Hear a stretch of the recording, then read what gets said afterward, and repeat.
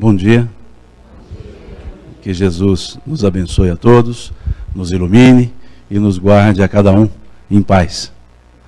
É uma alegria estar aqui no União e Amor, uma casa espírita dessa cidade que eu já venho há uns 10 quilos a menos, né?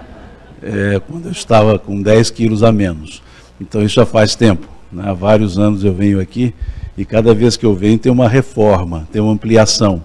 Então isso é muito bom, significa que a casa está crescendo, que a casa está se abrindo para mais pessoas e que assim continue por mais tempo, por muito tempo. Então é uma alegria poder estar aqui com vocês. Nós vamos conversar um pouco sobre essa proposta que nos foi trazida do capítulo 10, versículo também 10 do Evangelho de João, que é justamente o título ou a fala, os dizeres que abre essa mensagem que foi lida. Eu vim para que todos tenham vida e a tenham em abundância. Então vamos conversar um pouco sobre esse aspecto, sobre essa frase. Vamos analisar os elementos contidos nessa frase. Uma frase curta, mas que tem para nós alguns elementos que nos auxilia muito em entender por que nós existimos, por que nós vivemos. É interessante a forma que Emmanuel aqui coloca, quando ele discorre sobre essa mensagem, essa fala do Cristo, fazendo um paralelo entre viver e existir. Há uma certa, de fato, confusão em entender esses dois verbos.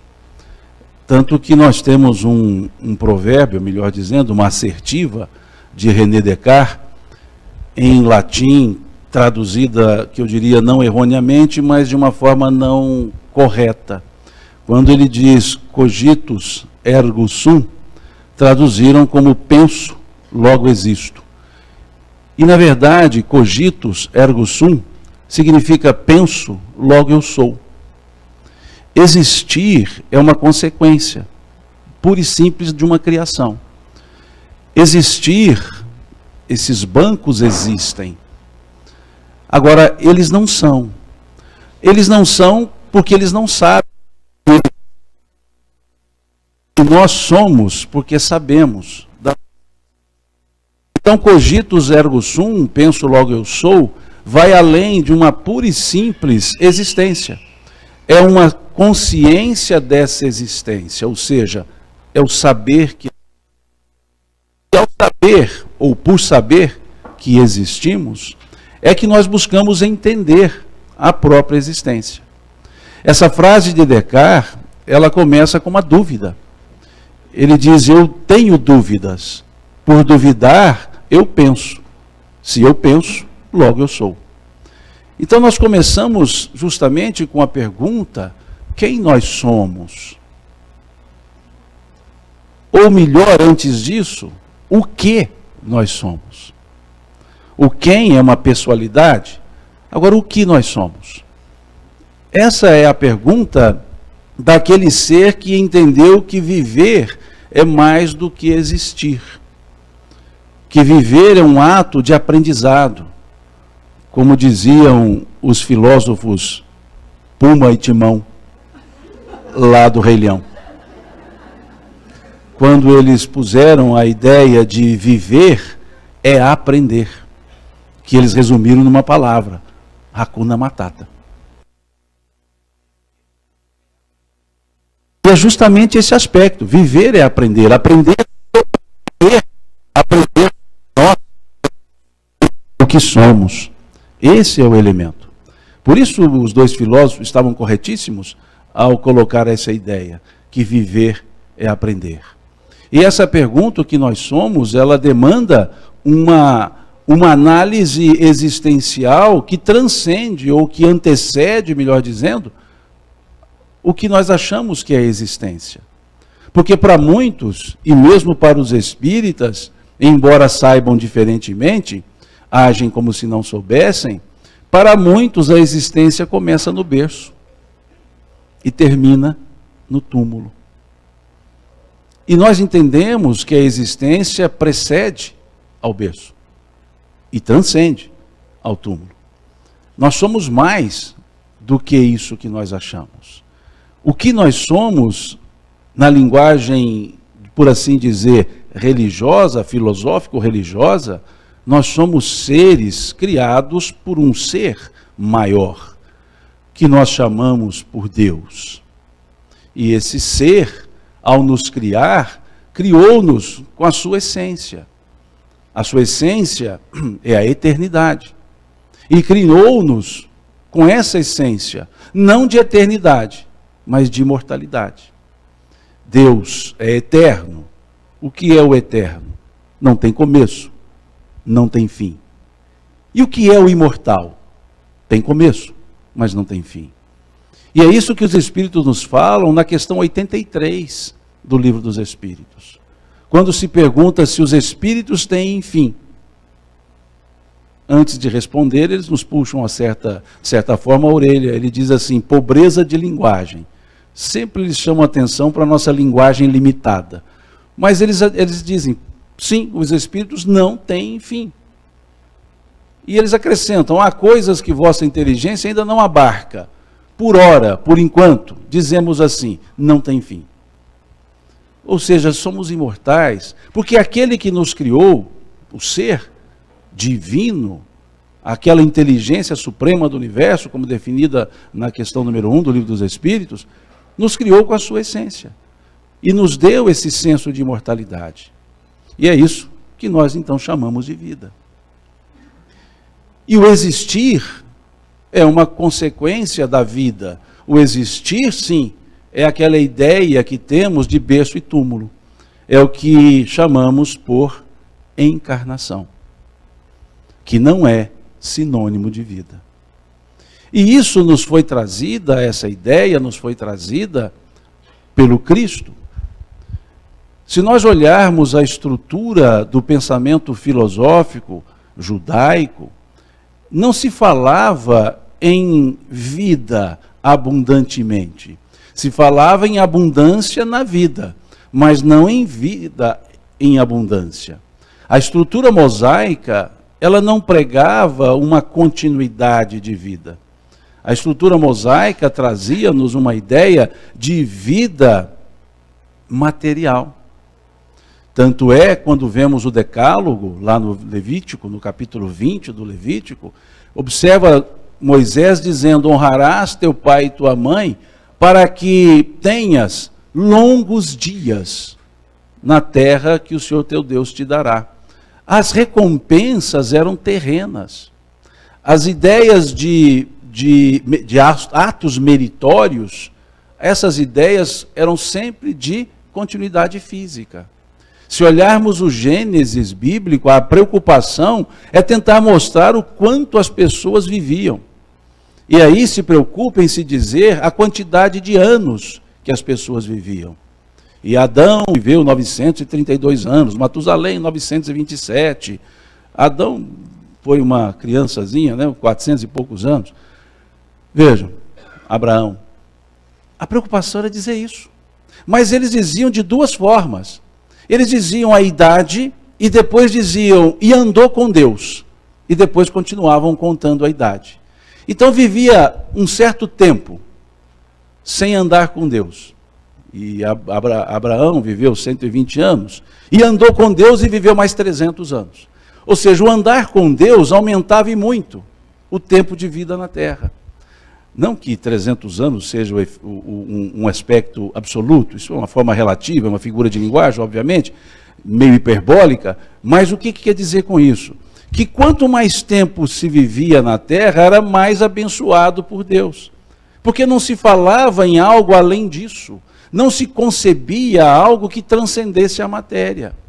Tanto é que na estrutura judaica nós tínhamos um grupo mais voltado à ideia materialista, não que fossem materialistas, mas não concebiam uma ideia do porvir, do pós-morte, que eram os saduceus.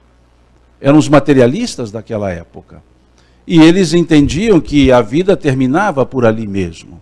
E a ideia, quando muito, iria para um retorno à vida material, através de uma ideia chamada ressurreição, em que dormiriam aqueles, aspas, mortos, e depois acordariam no mesmo corpo e continuariam a vida na terra.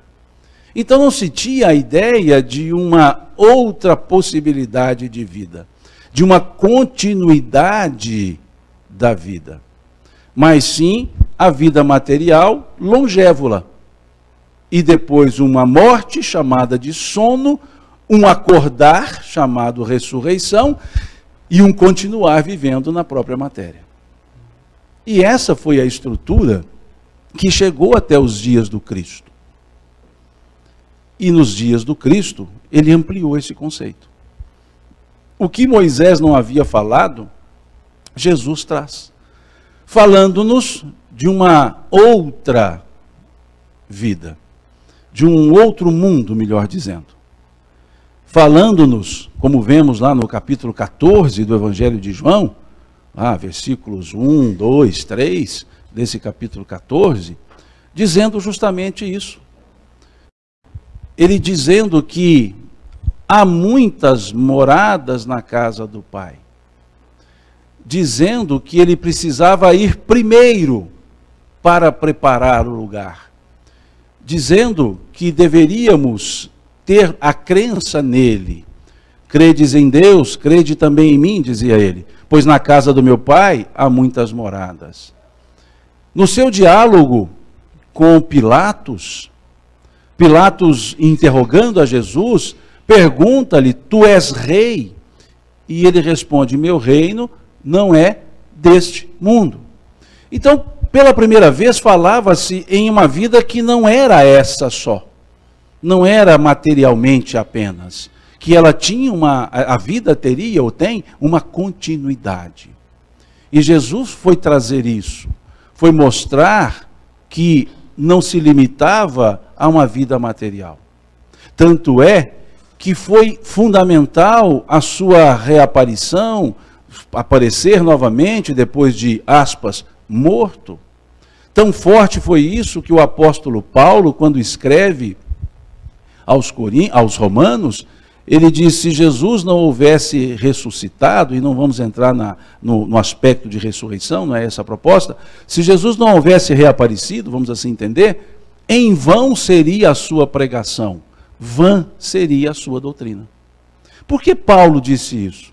Porque Jesus dizia que a vida continuava, e mostrando-se ele mesmo, que a vida continuava, que a vida seguia, e não se limitava às questões materiais.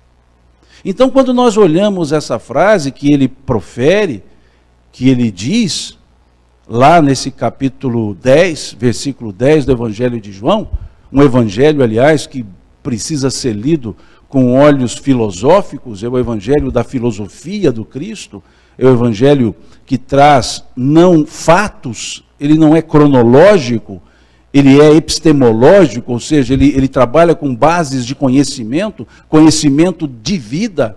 É um evangelho belíssimo de ser lido, simbólico em muitas partes, um simbolismo de profunda filosofia existencial. E lá nesse capítulo 10 ele vai dizer isso. Ele vai dizer que ele tinha vindo para trazer essa ideia de vida. Para acordar, para enxergarmos mais do que só uma vida material. Quando enxergamos uma vida pura e simples material, todo o nosso elemento ético, comportamental, é em cima desse conceito. Tudo que eu faço, se eu me limito à vida material, se começa no berço e termina no túmulo, toda a minha ética é em cima disso. E essa ética acaba com o túmulo. Então as pessoas entendem que não há consequências outras senão aquelas verificadas na própria estrutura de berço-túmulo.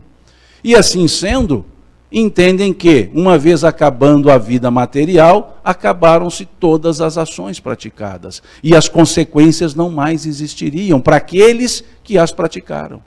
Então a ética passa a ser uma ética reducionista. Ela se reduz à estrutura material. Então a busca material é o único elemento. O elemento de autorrealização é quantitativo. É quanto eu adquiri, quanto eu tenho. Por quê? Porque a vida se limitou à ideia, a um interregno berço-túmulo. E berço-túmulo é matéria. Então o acumular passou a ser o sinônimo de autorrealização. Por quê? A ética reduziu-se ao elemento material. E aquela ideia hedonista do carpe diem, vou viver e não tem mais nada depois disso, a irresponsabilidade por consequências futuras que eu posso deixar para as pessoas, através dos meus atos, que são materializados no pensamento, e atos que depois, morto, entre aspas, morto, não mais responsabilizo-me. Então não há um elemento moralizador, não por outro motivo. Kardec, no capítulo 3 do livro A Gênese, diz-nos que o poder moralizador da doutrina espírita é justamente a imortalidade da alma. Essa imortalidade é que é um aspecto moralizador, não é moralista. Porque entendendo-nos imortais, as consequências dos meus atos não terminam com, aspas, a minha morte. Elas continuam porque eu continuo. Então esse elemento é fundamental para estabelecer uma ética que vai além da vida material. Para estabelecer uma ética, um comportamento que vai além de nascer, morrer. E enquanto eu ficar nesse interregno, nesse espaço, nascer, morrer, entendendo-o como único existente, a minha ética será sempre limitada às minhas vontades, porque elas terminarão lá no túmulo. Isso reduz o senso de vida, o entendimento de vida. Com o advento da ideia espírita, e esse advento acrescenta algo que Jesus também não havia falado, nesse aspecto de vida. Moisés falava da estrutura de Deus, mas de uma vida terrena. Jesus acrescenta que essa vida terrena não termina por aqui. Ela deixa de ser terrena e continua existindo. E o que o Espiritismo, nesse aspecto, acrescenta? Jesus diz que há vida após a morte. Mas ele disse como é essa vida após a morte? Não. E é essa estrutura acrescentada pela ideia espírita. A ideia espírita reafirma a vida após a morte, mas ela diz como é essa vida após a morte. Ela detalha essa vida após a morte. E acrescenta que ela é pós-morte, mas ela é pré-nascimento. Ela acrescenta que o viver depois não é contemplativo e não é punitivo ad infinitum, mas que nós continuamos a aprender, continuamos a fazer, continuamos a crescer. E isso se dá na matéria quando retornamos para cá, se dá na erraticidade quando para lá retornamos, na matéria quando novamente retornamos, ou seja, a pluralidade das existências, que nós chamamos, mais facilmente entendido, reencarnação. Então isso amplia o conceito de vida. E isso muda a ética existencial. No final da década de 80, Papa João Paulo II, um homem sábio, de grande conhecimento filosófico existencial, ele disse o seguinte: nós sabemos que existe vida após a morte, mas não sabemos dizer como ela é. Esse não sabemos dizer como ela é como se ela não existisse. Porque fica encoberta por uma névoa. E isso não dá um outro senso ético. Não dá uma outra ideia de convivência na existência. Quando eu percebo que as pessoas que estão comigo, parte delas, boa parte delas, já esteve comigo ou já estive com ela, eu começo a entender que preciso agir melhor.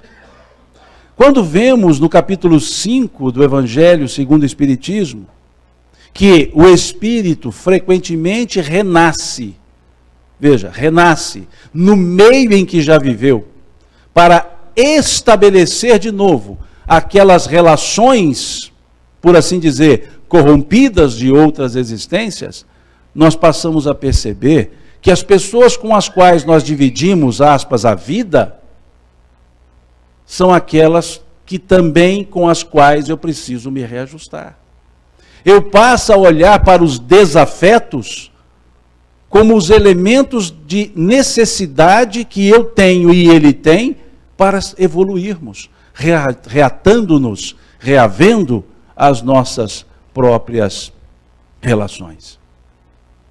Quando observamos a fala do Cristo, falando-nos do amar, e numa forma imperativa, dizendo-nos, amai os vossos inimigos, nós paramos para pensar o porquê dessa assertiva tão obrigatória. Por que na mesma passagem, capítulo 5 do Evangelho de Mateus, ele diz, amarás o teu próximo. Mas quando se refere ao inimigo, ele utiliza o verbo amar na forma imperativa. Amai os vossos inimigos. Por que o próximo, o verbo amar, está no futuro do presente? Amarás. Está lá na forma indicativa, no tempo futuro.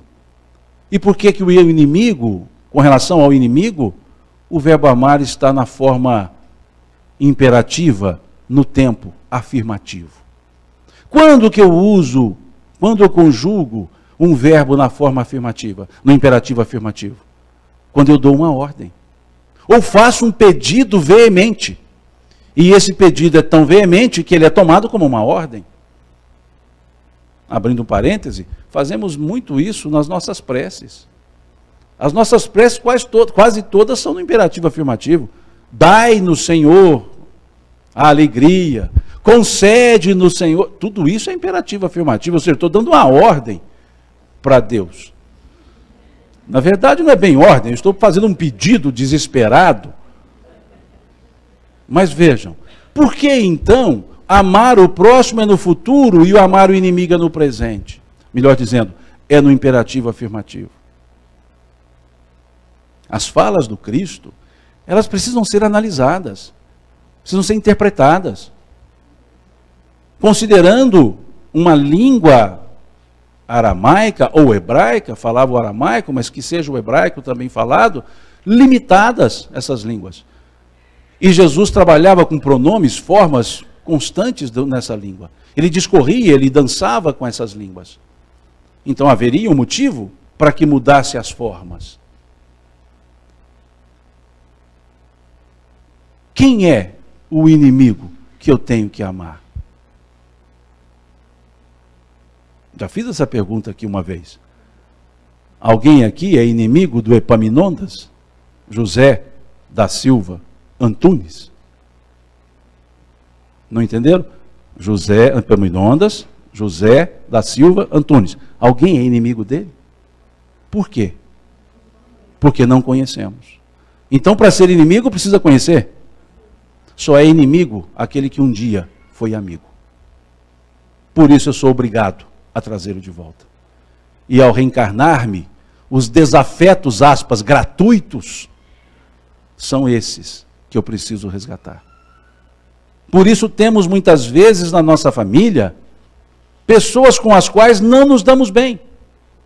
E entre estranhos, conhecidos há pouco, pessoas que temos uma gentileza, um carinho enorme por elas. Mas estou com aquelas pessoas que eu preciso. Salvo as decisões, que eu diria voluptuosas, frutos de paixões, estamos com o cônjuge que merecemos. Eu não, aquele meu marido, é ele que você merece. Aquela esposa,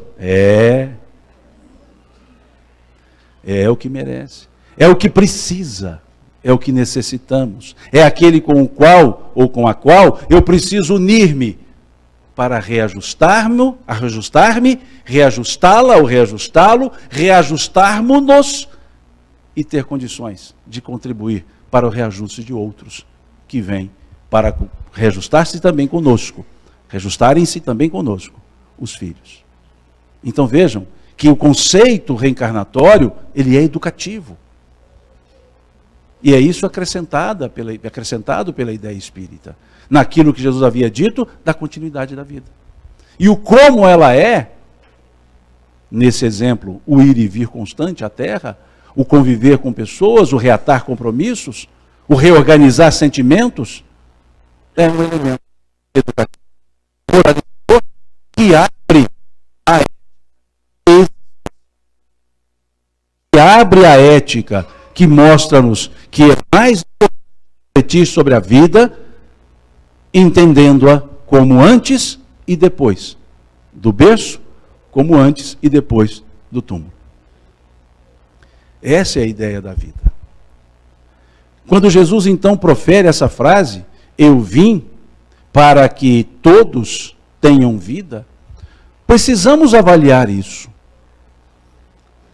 O pronome pessoal que está nessa frase. Eu. Pronome pessoal, caso reto. Eu. Quem é o eu nessa frase? O Cristo.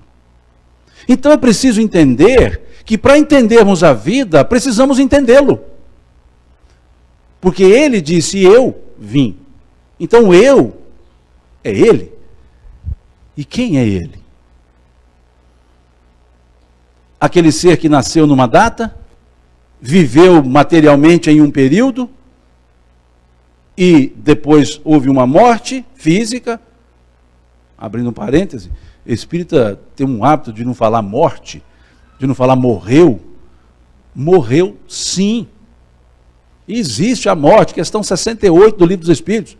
O que é a morte? Cessação dos órgãos físicos.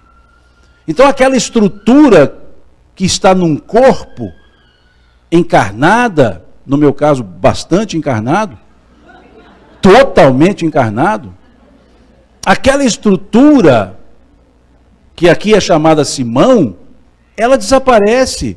Eu não me chamo Simão uma vez fora dessa estrutura corporal. Eu me chamo sei lá o quê. Porque quantos nomes eu já tive, em quantas encarnações eu já tive. Então, quando se fala Simão, é nessa estrutura. Encarnadérrima. Essa é a estrutura Simão. E essa desaparece. Essa morre. Eu continuo.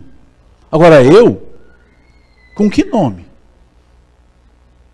Josefina, Simão, Antônio, Maria, não sei. Depende das encarnações que eu já tive. Então, quando se fala em morte, é nesse aspecto. Desencarnação é quando nós nos desligamos dessa dependência material. Então, eu posso dizer, fulano morreu? Sim, com atestado de óbito. Posso dizer, desencarnou? Não sei. Porque ele pode continuar ligado à estrutura corporal, mentalmente, pelas dependências materiais. Então há uma diferença técnica entre morrer e desencarnar.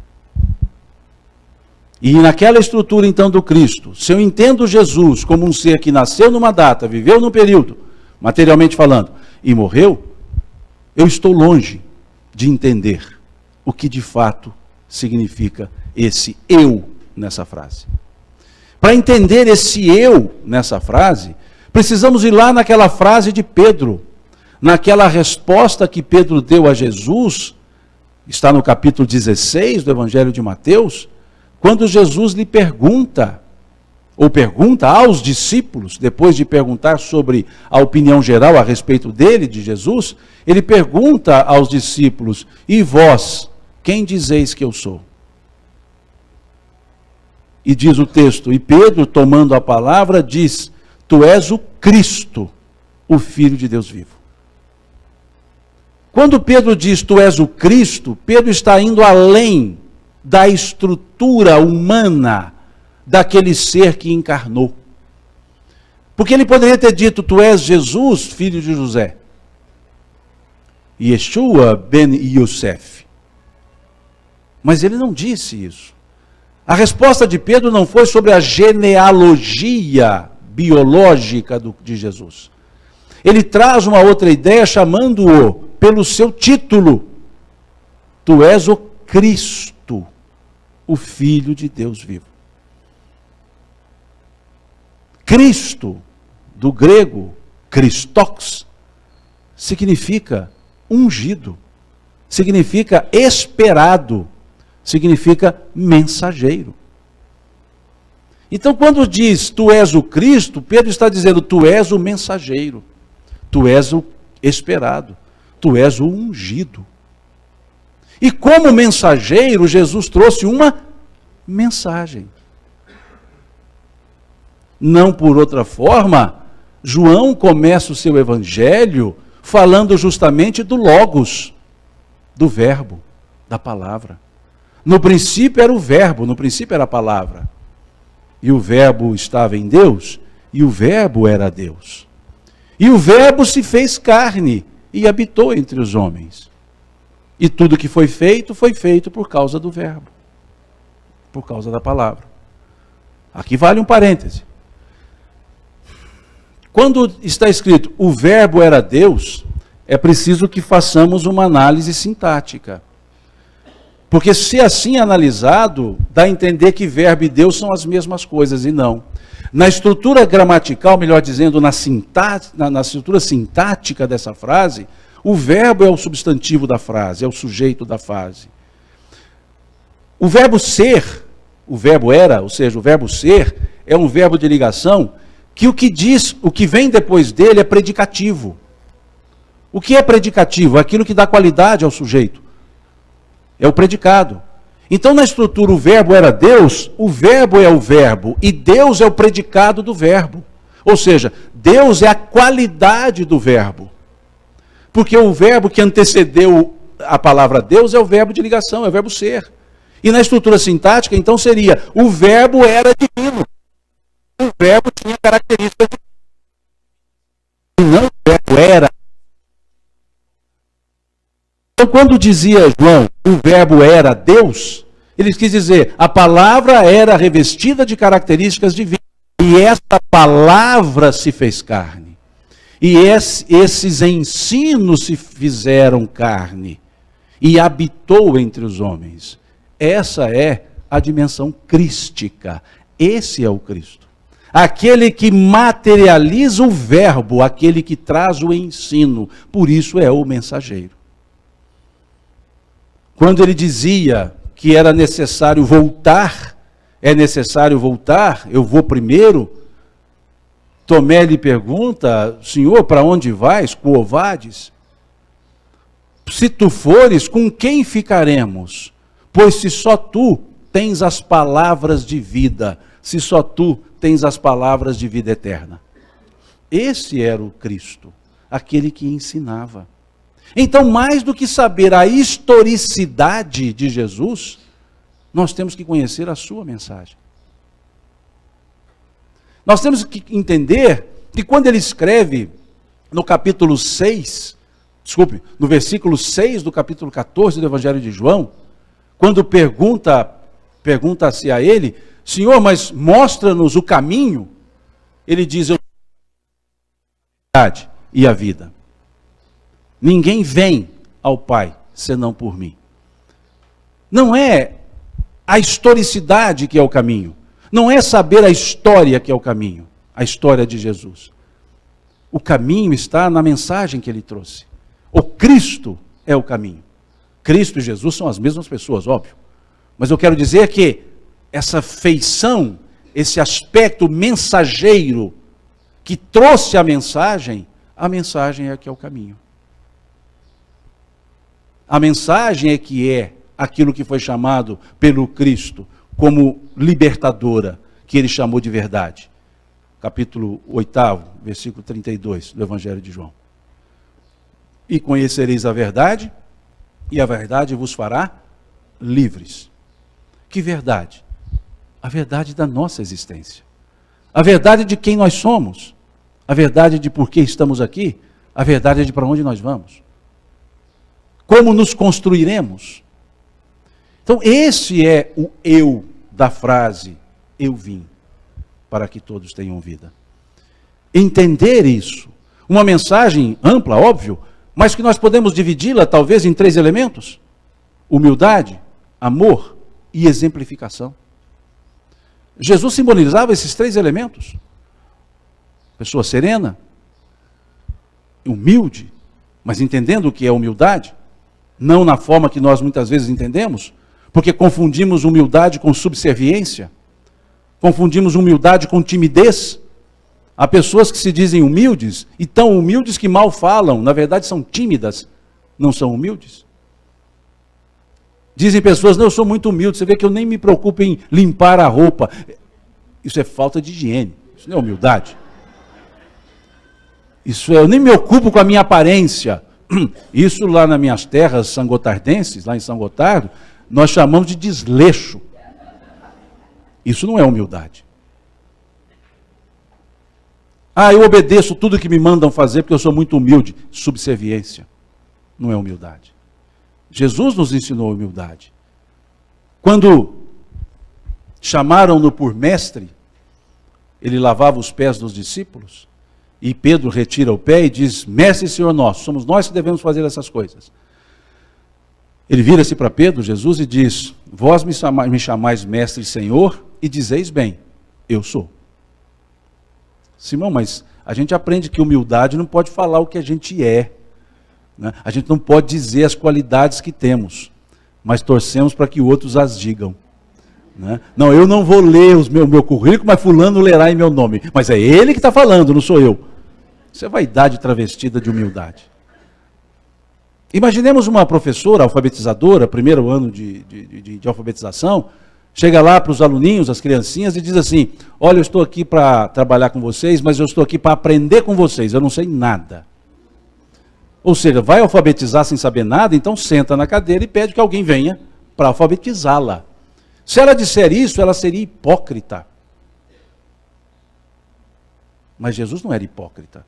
Imagina se ele diz para Pedro, na nossa pseudo-humildade, que isso, Pedro? Mestre, eu vim aqui para aprender com vocês. Se eu entendo mais ou menos a cabeça de Pedro, ele diria assim, então volta para o céu e manda um que sabe. Mas, quando ele encontra um jovem, e esse jovem diz a ele, bom Senhor, o que devo fazer para ganhar a vida eterna? Qual foi a resposta dada por Jesus? Por que me chamais bom? Bom só há um, Deus, que está nos céus. Quando chamaram-no por mestre, ele aceita o título. Quando chamaram-no por bom, ele não aceitou. O humilde sabe o valor que tem. Não vai além e não fica aquém. Ele não transige, mas não se omite. Porque a sua omissão seria prejuízo de muitos. A sua intransigência seria a queda de vários. Então, quando chamaram-no por bom, ele disse, opa, lógico, esse opa não está no Evangelho, isso é por minha conta. Opa, bom é Deus. Eu não, dizia ele. Bom é Deus.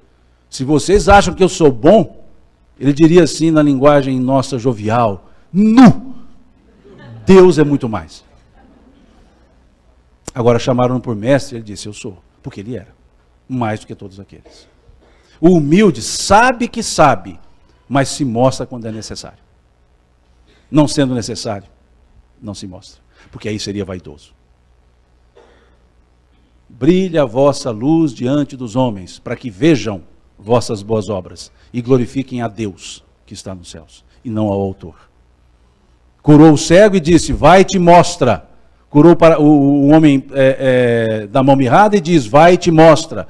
Mas acrescentou, e não conta quem te curou. Veja. Isso é humildade. Vinde a mim, todos vós que estáis cansados, fatigados, e eu vos aliviarei. Tomai sobre vós o meu jugo, e aprendei comigo, que sou manso e humilde de coração, disse Jesus.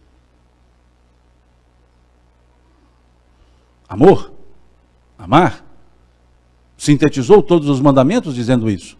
E nisso todos conhecerão que vós sois meus discípulos, se vos amardes uns aos outros. No mundo tendes os governadores que vos dirigem, não será assim dentre vós. Aquele que quiser ser o maior, seja o que mais sirva.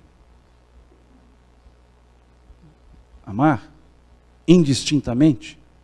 Amar contrariando a estrutura gramatical do verbo, já que para nós o verbo amar é um verbo transitivo. O que é verbo transitivo? Um verbo que, uma vez conjugado, se eu não puser um complemento, ele não faz sentido. Verbo gostar. Eu digo aqui, eu gosto. Alguém vai perguntar, de quem? De quê? Porque quem gosta, gosta de alguma coisa ou de alguém. Eu não tenho como conjugar esse verbo sem uma estrutura complementar. Diferente do verbo intransitivo, por exemplo, viver, eu digo eu vivo, e ninguém pergunta mais nada, porque já entendeu, é um verbo que dispensa complementos. E o verbo amar, na estrutura nossa gramatical, verbo gramatical, ele é transitivo, porque entendem que amar tem que ser direcionado. Quem ama, ama alguém, ou alguma coisa. Mas o sentimento amar que Jesus nos trouxe é intransitivo. Ele contraria a transitividade, porque quem ama não ama alguém, quem ama, ama. Apenas exala o sentimento que tem. Quando aquela mulher que padecia há anos, 12 anos, de uma hemorragia, alguns a chamavam de mulher hemofílica, outras de mulher hemorroidízea, ela chega até Jesus e diz ao evangelista, e chegando por trás, tocou-lhe a barra da túnica. Olha que situação, por trás e a barra da túnica. E no momento que Jesus estava ladeado por várias pessoas, e quando essa mulher lhe toca a barra da túnica, e ainda por trás, sem que Jesus a visse, Jesus diz, parem, alguém me tocou. E Pedro, para variar, ele disse, Senhor, como tu dizes alguém me tocou, se todos te empurram? Olha que sensibilidade de Pedro, é uma coisa assim espantosa, é uma coisa assim que você fica admirado, aquela sensibilidade masculina. Veja, como tu dizes alguém me tocou, se todos te empurram? E ele responde, alguém me tocou, pois de mim saiu virtude. E naquele momento aquela mulher estava sendo curada. Pois de mim saiu amor, virtude, poder. E ele não direcionou. Ele apenas exalou para aquela que o procurou. Esse é o eu que está na frase. Eu vim. Então, como entender a vida sem entender a mensagem do Cristo? Que não é alienante. Pelo contrário. É altamente assertiva. Plenamente aplicável. Serenamente vivenciável. Esse é o eu. E olha que ainda tem um monte de palavra na frente ainda, estamos só no eu. Para entender a frase inteira. Porque se eu não entender quem é esse eu não vou dar valor à mensagem que ele trouxe. Exemplo, a exemplificação. Jesus era um exemplo de exemplo. Nada ele fazia sem demonstrar, nada ele demonstrava sem ensinar. Quando os discípulos de João, o Batista, foram procurá-lo, eles procuraram-no e disseram, Senhor, João nos mandou para vir saber de ti se tu és aquele que havia de vir. E Jesus responde a eles, voltem e digam a João as coisas que vocês veem e que eu faço. Os cegos veem, os surdos ouvem, os coxos andam. Em outras palavras, conta para João o que eu estou fazendo, e ele vai saber se eu sou ou não. Ele não vai dizer eu sou, ele só demonstra. Quando ele ouvia o discurso de doutores da lei, de um dos doutores da lei, ele disse ao povo, ouvi e praticai tudo o que eles vos dizem, mas não façais em conformidade com o que eles fazem, pois vos dizem uma coisa e fazem outra. Chamando a atenção para o exemplo. Tudo o que ele fazia exemplificando. a disponibilidade constante para servir. Estava ele, na hora sexta, sentado, sob uma sombra, vamos calcular isso, meio-dia, na Palestina, em Israel, melhor dizendo, um tanto quente, ele à sombra sentado. Chega ali um centurião. E é preciso entender, quem é centurião para os judeus? Um gentio. Um daqueles que não eram para ser atendidos. Um daqueles que faziam mal ao povo. O chefe de uma centúria. Que pilhava. Que maltratava. E chegou-lhe esse centurião, e Jesus sentado à sombra, e disse a ele: Senhor, meu servo está doente em casa. Tu podes curá-lo. E Jesus diz para ele, e diz o evangelista, e Jesus, levantando-se, disse: vamos até sua casa. Veja. Quantas vezes nós fazemos isso? Descansando, serenos, tranquilos, e alguém nos pede um auxílio, a gente fala isso: vamos até sua casa. Ou dizemos assim: aguenta um pouco, espera aí. Ou, me ajuda aí, hoje é domingo. Vejam. Quantos, não, eu preciso descansar um pouco. E Jesus faz o quê? E levantando-se, disse: vamos até sua casa. Disponibilidade plena. Essa é uma marca daqueles que seguiam Cristo. Quando Maria foi, aspas, anunciada, ela, óbvio, estranha a forma, mas depois de lhe explicado, ela diz o quê àquele mensageiro, Gabriel? Na linguagem do Evangelho, o anjo Gabriel. O que ela diz? Eis aqui a serva do Senhor. Cumpra-se em mim segundo a vontade dele. O que é isso? Disponibilidade. Ananias, em Damasco, dormindo, é acordado em sono, diz o texto. E Jesus lhe aparece em sono e diz: Ananias. E Ananias prontamente responde: eis-me aqui, Senhor. Vamos imaginar, domingo, 5 horas da manhã, garoando. Simão, agora não, senhor, pô, me ajuda aí, domingo, 5 horas, pô, fiquei falando até 1 hora da manhã, agora me ajuda aí. Não. Eis-me aqui, Senhor. Essa é a característica da exemplificação. Disponibilidade. Quantos estão disponíveis para o trabalho material? Não, meu nome é trabalho. Quem precisou de mim, qualquer hora pode contar comigo. Mas não tem a mesma disponibilidade para servir as pessoas. Por quê? Porque a ética começa no berço e termina no túmulo. Não vai além. Quando vai além, nós entendemos que materialidade, posses, posso tê-las, posso não tê-las. A posição de mandatário, mandante, muda de encarnação para encarnação.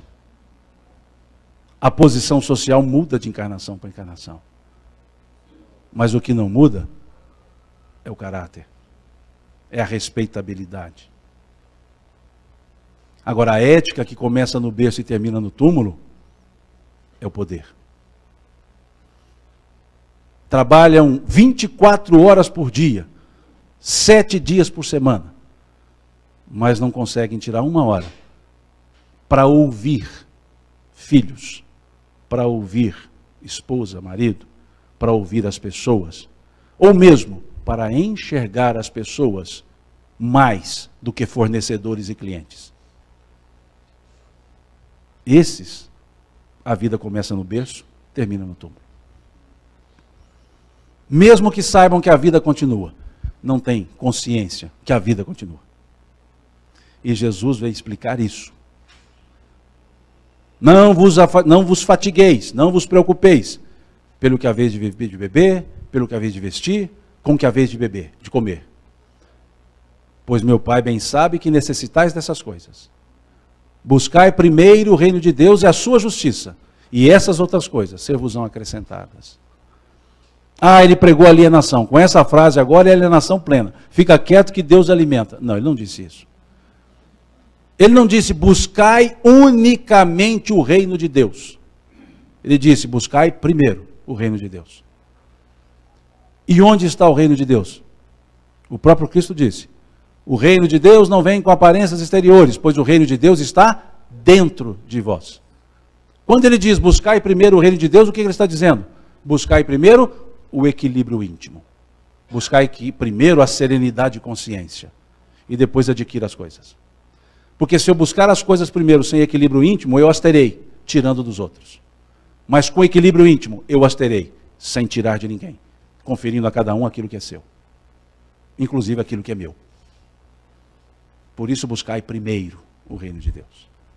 Esse é o eu, que está lá na frase, ensinando-nos a entender a vida.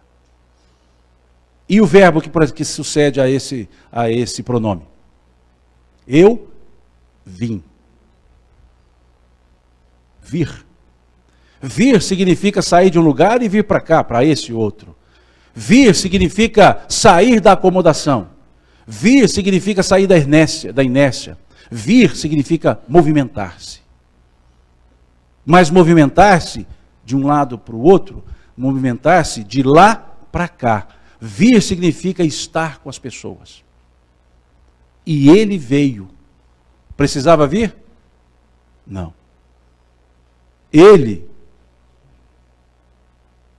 conforme nos fala Emmanuel, é o nosso governador do orbe. Ele é aquele espírito perfeito que nós o temos como guia, como modelo. Faz parte, como diz Emmanuel no livro A Caminho da Luz, da comunidade dos espíritos puros. Tem um monte de mensageiros dele que podiam vir. Mas ele mesmo veio.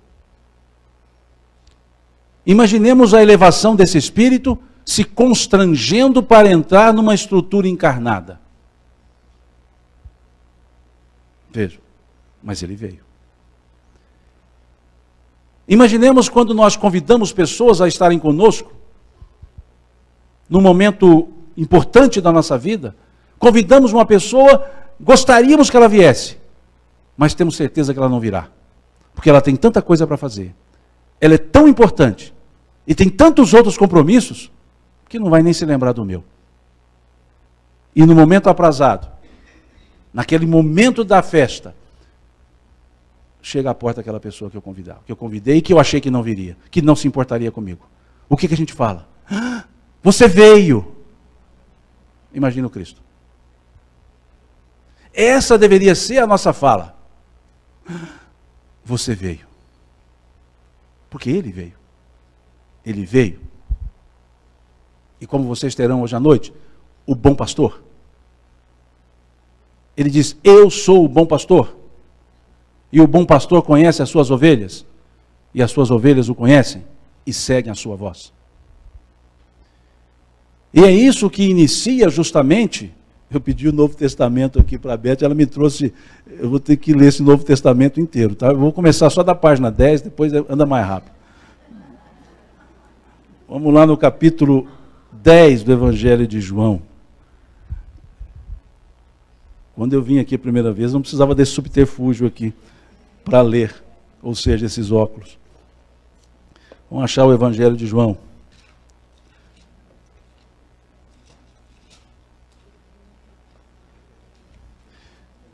Capítulo 10. Veja o que nos fala João nesse capítulo 10.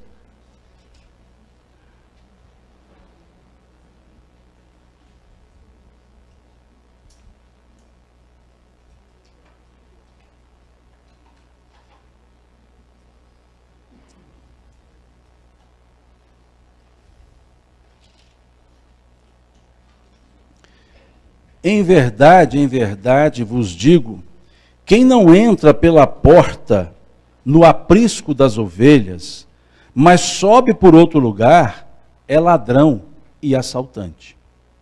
O que entra pela porta é o pastor das ovelhas.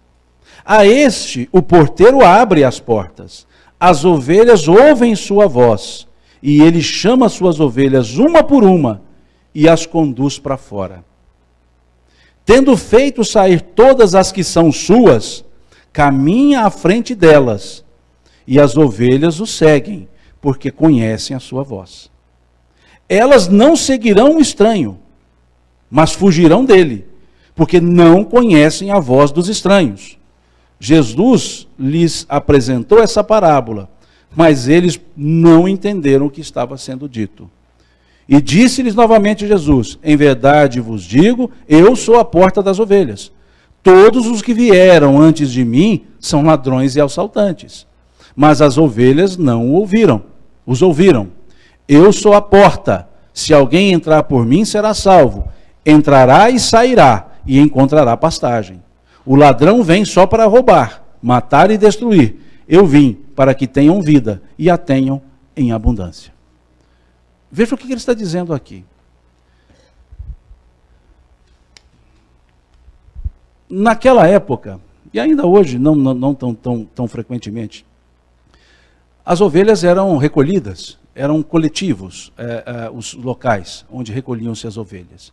Elas ficavam nas pastagens, cada pastor cuidava do seu rebanho, e depois, para a noite, elas eram recolhidas no aprisco, num local fechado, protegido dos lobos. E elas eram colocadas todas juntas, e não eram separadas, não eram marcadas, ninguém sabia qual era um, qual era do outro. E elas se misturavam. No outro dia, quando iam tirá-las, o pastor chegava à porta do aprisco, e o porteiro abria a porta para cada um deles separadamente. E chegava o pastor e ele chamava as suas ovelhas. Ele as chamava. E como as ovelhas conhecem a voz do pastor, delas, aquelas que eram dele saíam. E as outras ficavam. E elas saíam. Depois vinha outro pastor e também gritava. E elas saíam, mas as outras ficavam. E muitos tentavam roubar as ovelhas, furtá-las, melhor dizendo, e faziam de que forma? Iam para os cantos, para as outras portas, e ficavam chamando as ovelhas para elas saírem. Mas elas não saíam, porque não conheciam a voz daqueles. E até esses dias, recentemente, eu recebi lá pela internet, lá, não sei, um Facebook parece-me, acho que foi. Foi. Um fato desse. O pessoal mostrando isso, um rebanho enorme, pessoas estranhas começaram a chamar as ovelhas, elas não vinham. Aí o pastor chegou e começou a chamar, elas vieram todas para encontrar com o pastor. Por isso que Jesus se comparou ao pastor. Eu sou o bom pastor e conheço as minhas ovelhas, e elas conhecem a minha voz. O que é a voz? A fala. O que é a fala? O ensinamento. Ou seja, nós somos as ovelhas desse ensinamento. A voz que nós ouvimos é o ensinamento que nos chega. O que nós precisamos ouvir não são as palavras, são os ensinos. E esses é que fazem com que nós saiamos do meio de todos, porque entendemos aquela voz. É isso que está nessa passagem. Ele explicando, dizendo, eu sou a porta das ovelhas. Muitos vieram antes de mim, e ele disse, mas são salteadores. E ninguém os seguiu, porque não conheciam sua voz. Ou seja, não eram os ensinos a serem seguidos. Por isso a importância de vir. Por isso a importância de ser Ele está aqui. E não qualquer pessoa. Muitos vieram, mas muitos não ouviram. E Ele se fez presente.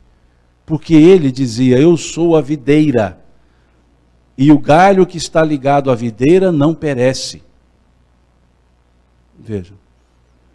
Então essa é a ideia de Ele vir, para Ele mesmo demonstrar, para dizer que é possível.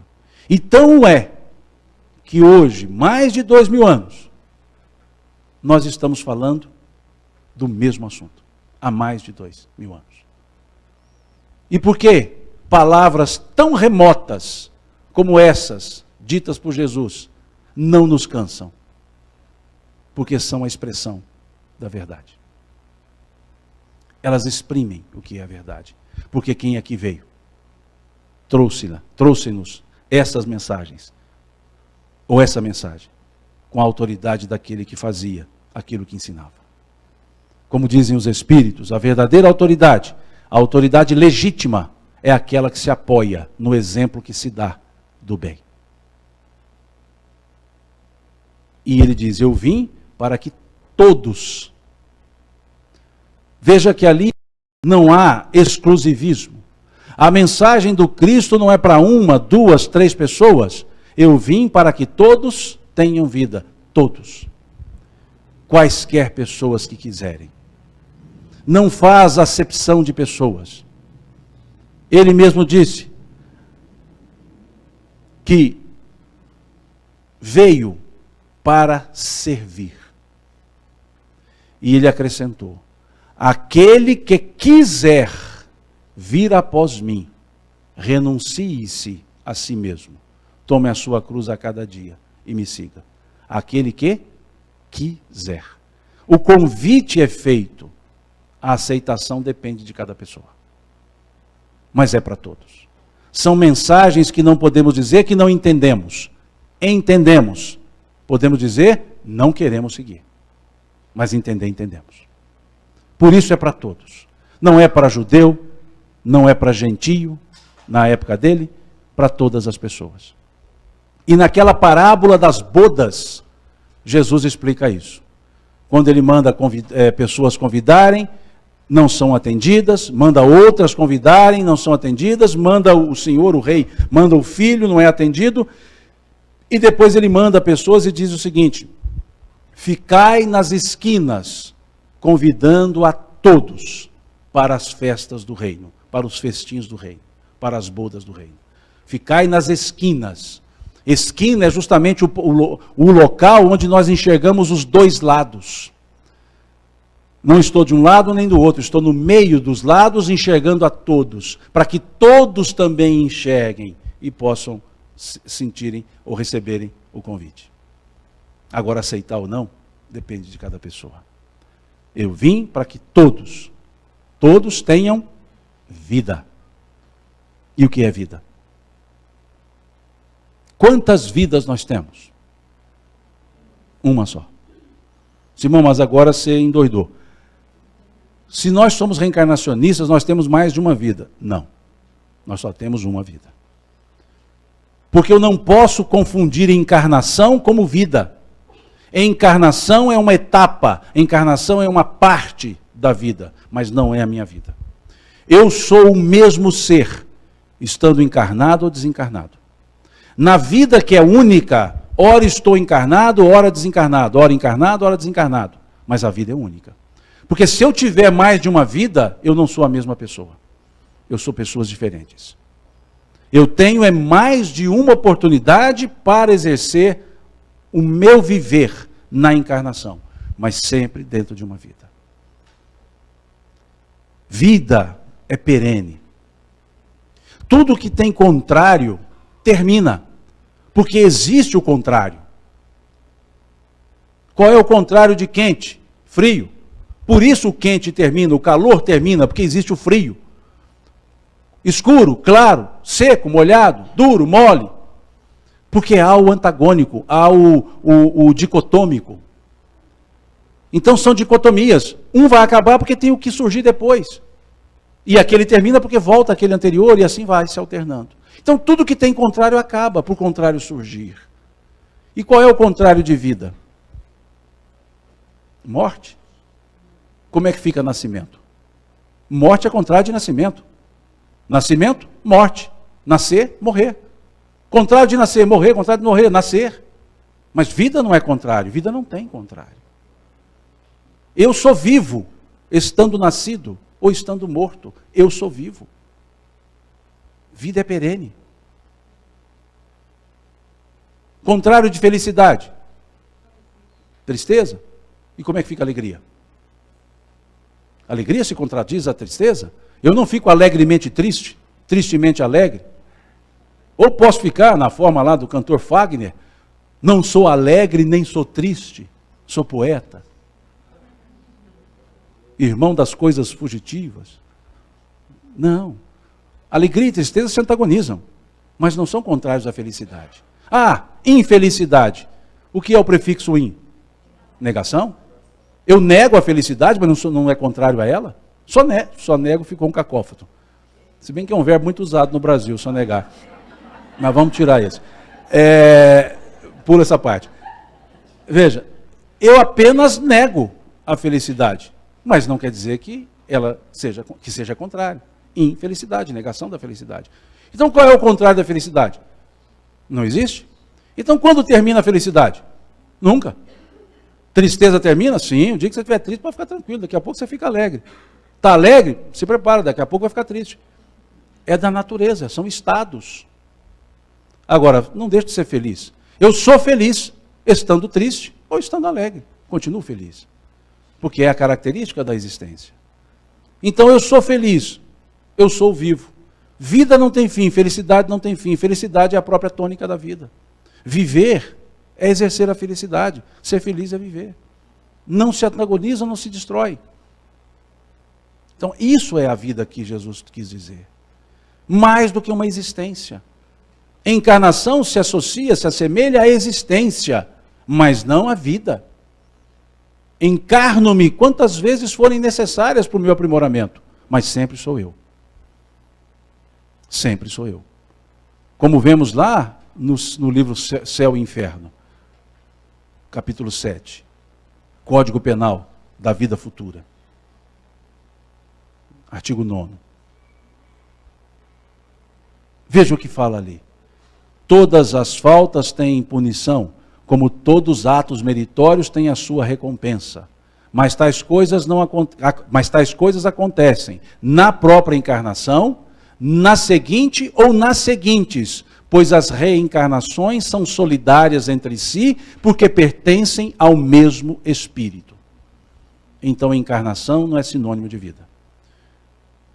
Como diz Emmanuel, se viver é estar preso em um corpo, limitado no pensamento, obtuso nas ações, isso não é vida, é morte.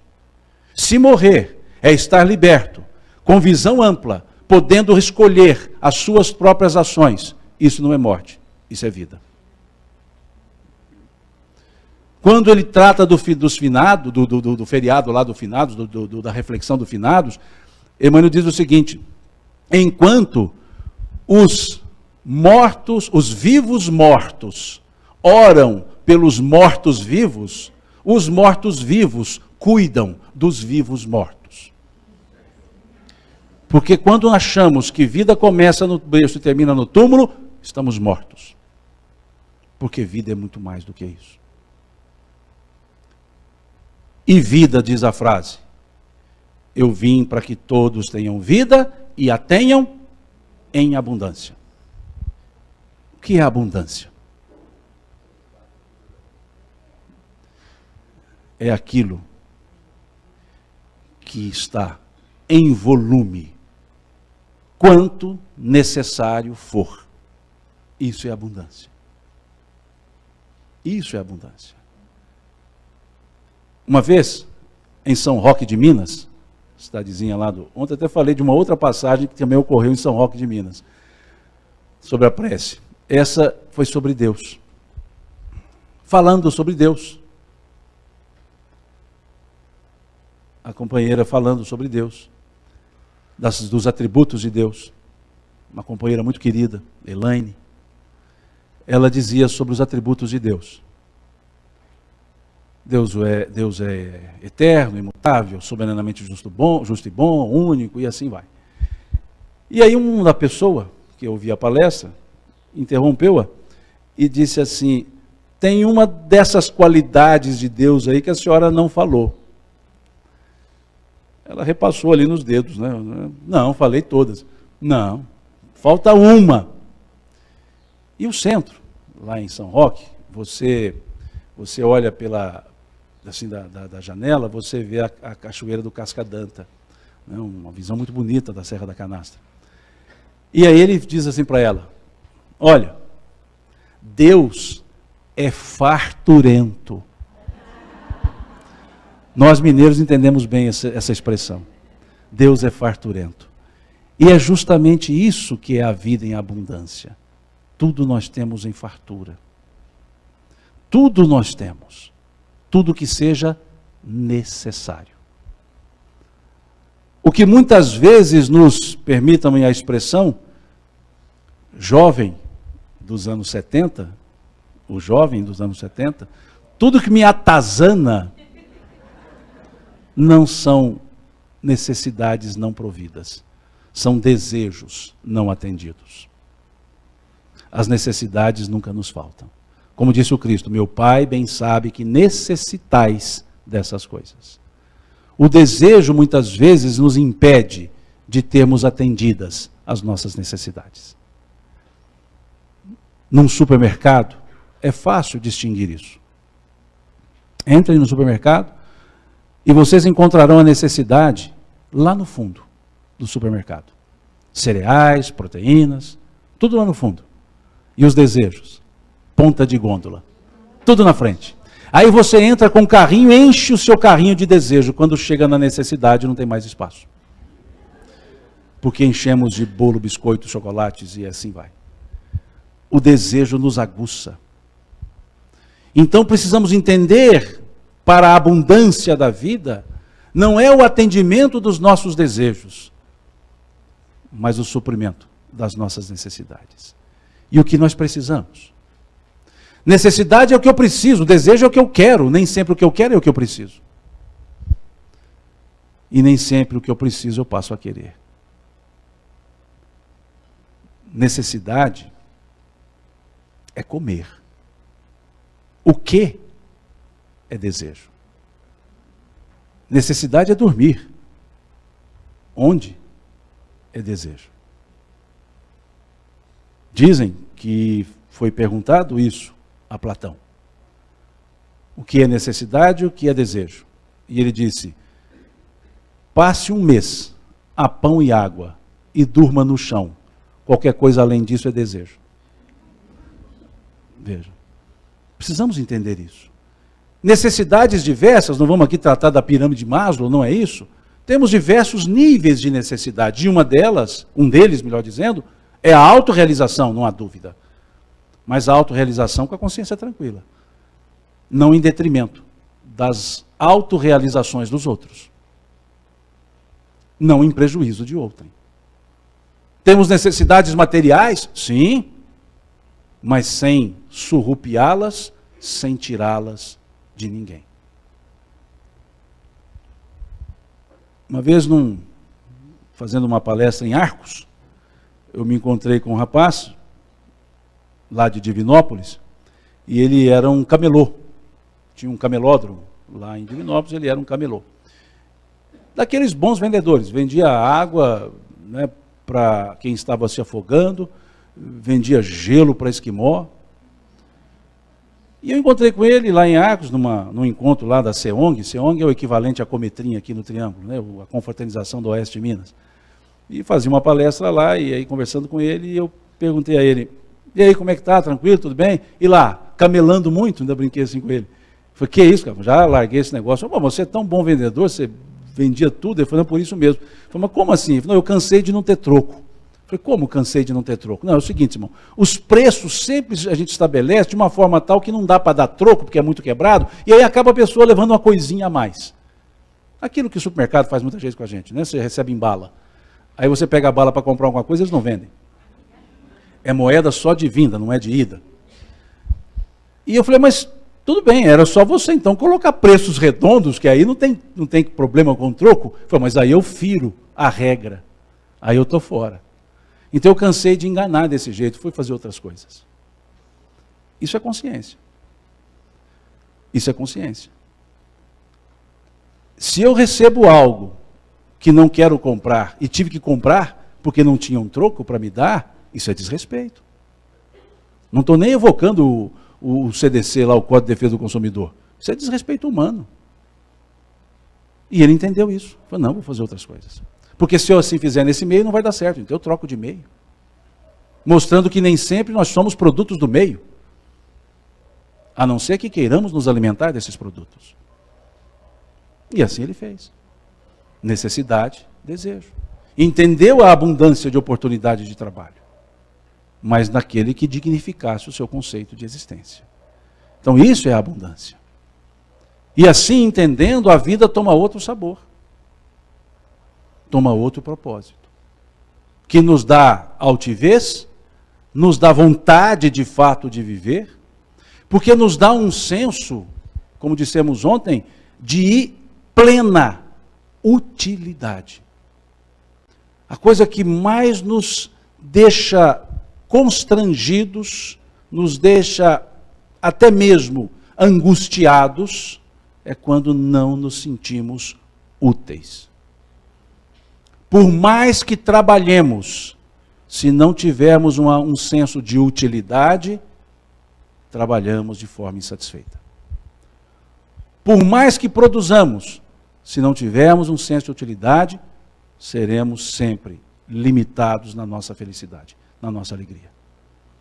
É descobrir a utilidade da vida. A utilidade da vida está em trabalhar? Sim. Estar em conviver com as pessoas? Sim. Estar junto com a família? Sim. Estar em momento do ócio produtivo? Sim. Divertir? Sim. Mas sempre com a consciência voltada que eu preciso sempre fazer o melhor. E o melhor não é nem sempre aquilo que só me atende, é aquilo que atende todas as pessoas. Pelo menos aquelas com as quais eu tenho o compromisso da existência. É isso que emana dessa frase do Cristo. Eu vim para que todos tenham vida e a tenham em abundância. Se nós perdemos o senso de utilidade, é como se perdêssemos a própria vida. Encerrando, diz que um homem chamado Zantur, árabe, muçulmano, cumpridor dos seus deveres de religioso que era, e dentre os seus deveres era fazer as 5 orações todos os dias, sendo uma delas na mesquita. E ele vai à mesquita, e quando vai subir a escadaria da mesquita, Zantur se encontra com um mendigo, com um pedinte. E esse mendigo lhe estende a mão e pede ali uma esmola. Zantur enfia a mão no bolso da túnica, tira lá uma moeda, dá ao mendigo, mas toma cuidado de sentar-se com o mendigo e conversar um pouco com ele. E perguntar do porquê estava naquela situação, se algo mais ele necessitaria. E depois da conversa, o mendigo, num passe de mágica, se transforma num Elohim, o equivalente ao anjo na tradição cristã. Se transforma num Elohim e diz, olha, eu não sou um mendigo, eu sou um enviado de Alá que vim à terra para medir a bondade das pessoas. E aquelas pessoas que se mostrassem boas, Alá me deu o poder de dar a essas pessoas o direito de ficarem 5 minutos dentro da Gruta do Destino. A Gruta do Destino é um local hermético, todo fechado, desconhecida a sua localização, mas que dentro dela existe um livro enorme, chamado Livro da Vida. E nesse Livro da Vida tem escritos todos os nomes das pessoas da Terra. E com os seus passado, presente e futuros escritos. E, para aquele que fosse bom, seria dado o direito de ficar 5 minutos dentro da Gruta do Destino, e mais, seria dado a ele uma borracha, um apagador, para que ele apagasse o seu futuro, e uma pena, uma caneta, para que ele pudesse escrever o futuro que ele quisesse. E assim aconteceu com Zantur.